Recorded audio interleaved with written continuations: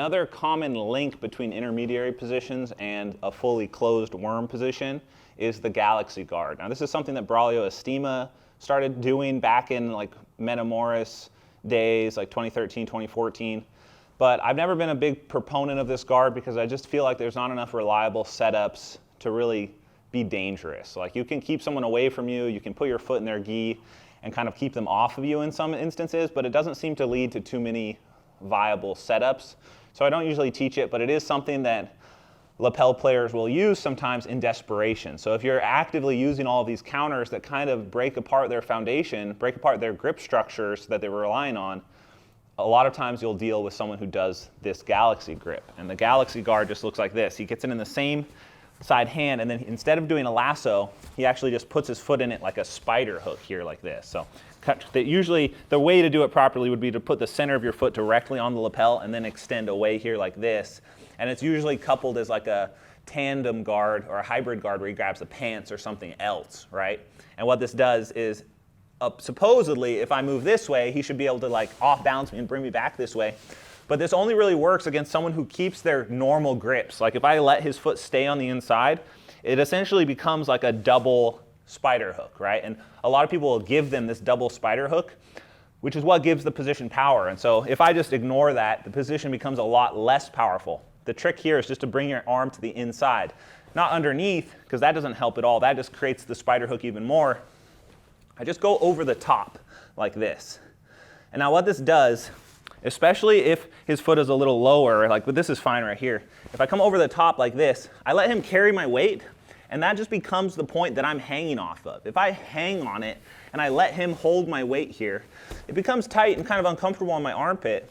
But what it does is it actually stops him from being able to use it as an off balance. Because if I lean on it like this and I counterbalance and move this way, my feet are very light, but he's not actually able to pull me that way because he has to just use his weak hip flexors here. If I just treat it like a normal guard and show him too much respect, then he could open that angle up very easily. So I just have to create a counterbalance that puts the pressure instead of on his quad and his hamstring ability, I just redirect it so that the pressure of my weight on it is on his hip flexor here.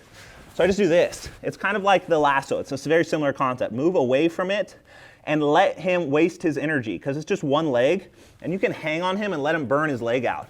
Especially if I'm doubled up on this leg to stop him from doing anything tricky with this leg. Because if he manages to open it up, this leg, like trying to open this leg up and do something with it, that can be a problem. So I'm just fighting one leg and I'm ignoring this. I just don't even worry about it. I'm not going to be able to break the grip. So I just have to move around the grip. And that's one of the key concepts of beating the more secure lapel guard positions. Sometimes you just have to ignore it and position your body in a way that it's just wasting their energy. And hopefully that'll start burning their leg out. But you can still secure passes like this. And it's the exact same style as the lasso. I just move to the outside, get something like a cross grip. This is my favorite. And this will stop him from being able to open his knee up. The more I move this way, the harder it's going to be for him to open his leg because it's going to turn more and more into a stiff arm. See that? So now when he tries to open his leg up, I actually am much stronger than his other hip flexor. So I've created a scenario where both his hip flexors are under a lot of stress and they're not going to be able to do anything explosive that actually knocks me off balance. Same thing, homing missile with the hand. He's blocking. I can just keep reaching until I get this, which is really easy to do against one hand. And then when I go here, teepee mode, hips in the air, you can see Sunshine has to hold all my weight on this one leg. But I'm essentially past his guard already, and there's not much else he can do. He can't bring both legs in. If he wants to continue doing anything, he actually has to let go of the lapel. But if he lets go, all that weight that I've been leaning on just immediately drops. So it's like setting a mouse trap, right?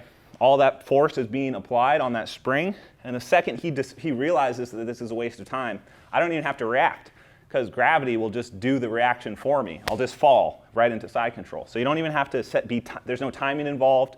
There's no need to predict when they're going to let go of the gi material. I'm just hovering over his body supported by a single strand of lapel. And then it creates that double bind situation where he either keeps the lapel to stop me from passing and continues to burn his leg out and his grip out, or he lets go to do any other grip, but because the trap has been set, the second he lets go, my body drops. Let's do it one more time. So he's here, arm to the inside, cross grip, make him carry my weight, and this is key. I put my head in between his arm and his leg, like this. This is really helpful because then it forces him to have to tuck his elbow down to maintain the control, like this. And that actually helps a lot because then he's not extending as much, and I can get closer with my head and even secure grips around the back of his body like this. And if I can get this close, I can actually get a pass here just by letting go of the pants. I just have to let go of the pants with my left hand and block the hip here. Now he's gonna try and kick a lot. He's really gonna try and pull me off, so I have to secure myself and just weather the storm because he's gonna move a lot. It's gonna feel very uncomfortable, but you can see, even though it's a little wobbly, I'm not actually in danger of getting flipped over or reversed as long as I'm blocking the knee and keeping a secure hold around the back of the head or on the collar. You want the collar first, and then as you get closer, transition to around the head to really lock them in place and make them pay for committing too much to the lapel and not defending the weak point properly. And then this is 3 points already, and it just comes down to how long does he want to let me stay here. I'll stay here all day. He can hold on to that grip. I don't care. I'm not wasting any energy. I'm being efficient using gravity and just pressure, and I don't have to flex my muscles or do anything special. Just kind of keep my balance and float while he holds on and wears out his grip. And then eventually he has to let go, and then he can't let go to get into anything else. So that's how you deal with the Galaxy Guard. Very similar to the lapel lasso. So basically anytime someone overcommits to control on one lapel before setting up a fully closed worm, arm on the inside, circle, and it just totally changes the dynamic of the guard to where it becomes a hindrance for him. And then look, the second he lets go, because he realizes this is a bad idea, I don't even have to react, I just drop right in. And there won't be enough time for him to get his legs in place and set up another guard.